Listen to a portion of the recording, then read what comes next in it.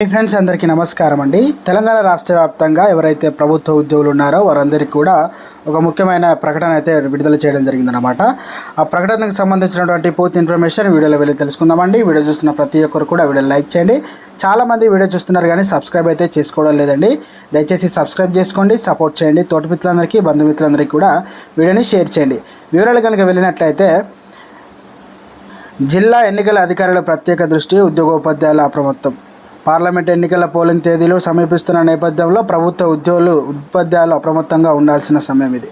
ప్రస్తుతం ఎన్నికల ప్రవర్తన నియమాలే అమలులో ఉన్నందున రాజకీయ పార్టీలను గాను పోటీలో ఉన్న అభ్యర్థులు కానీ అనుకూలంగా వ్యాఖ్యలు చేసిన సభలు, సమావేశాలు పాల్గొన్నట్లు ఆధారాలున్న కఠిన చర్యలు తీసుకోవడానికి ఎన్నికల కమిషన్, జిల్లా ఎన్నికల అధికారులు సిద్ధమవుతున్నారు.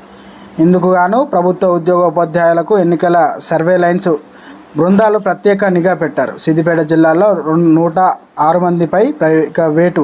ఇటీవల సిద్దిపేట జిల్లాలో రాజకీయ పార్టీకి చెందిన అభ్యర్థి నిర్వహించిన సమావేశానికి వెళ్ళి 106 మంది సెర్ఫ్ ఈజీఎఫ్ ఉద్యోగులపై ఎన్నికల అధికారులు సస్పెన్షన్ వేటు వేశారు.